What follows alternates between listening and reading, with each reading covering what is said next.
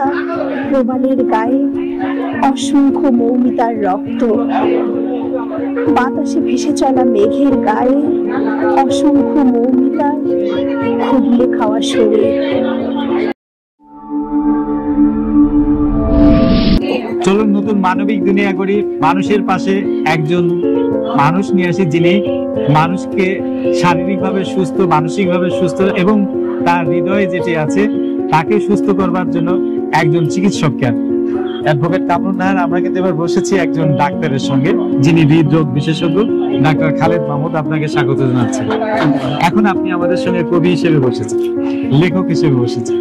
তার লেখার মধ্যে কিন্তু অন্য একটা উচ্চ পর্যায়ে আছে এবং দর্শকদেরকে জানি রাখি তিনি এই ৭ গ্রন্থ এবং এর আগে রুদ্রছায়ায় যে কাব্যগ্রন্থ বের করেছেন তার লেখার লেখনী এটা একটি কমিটির মধ্যে যাচাই বাছাই হয়ে কিন্তু আন্তর্জাতিক সৃজনশীল পুরস্কার তিনি অর্জন করেছেন ঢাকা ইউনিভার্সিটি থেকে, লিঙ্গুইস্টিক ডিপার্টমেন্টের থেকে, এবং আমাদের ভারত থেকেও কিন্তু তিনি মাদার টেরেসা অ্যাওয়ার্ড পেয়েছেন।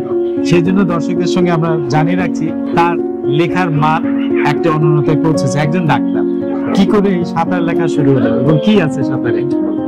ধন্যবাদ। এটা সাঁতার আমার পঞ্চম কাব্যগ্রন্থ এবং এখানের কবিতাগুলো কিন্তু 2024 সালেরই লেখা। এর আগে আরো 4টি বই বেরিয়েছে, এটা পঞ্চম কাব্যগ্রন্থ। City University, creating a culture of excellence.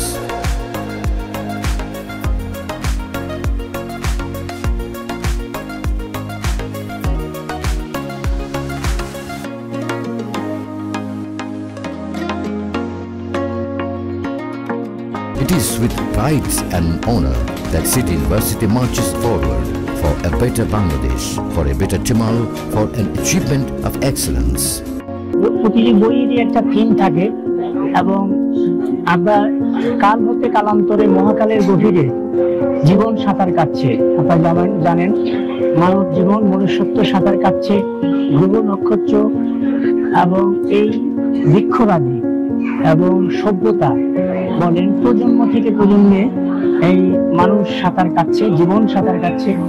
আমাদের জীবন সংগ্রামে প্রকৃতি বিরহ সকল কিছুর সম্মিলন আমার এই বইয়ে আছে। এখন আমরা এই কাব্যগ্রন্থের একটি কবিতা শুনে আসি।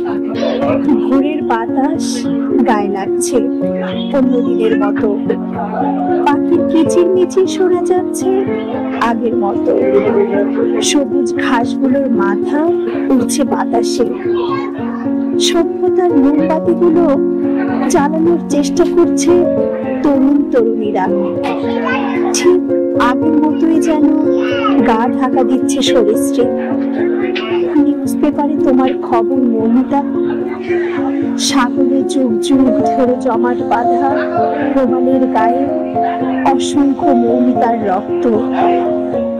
বাতাসে ভেসে চলা মেঘের গায়ে অসংখ্য মৌমিতার খুবলে খাওয়া শরীর।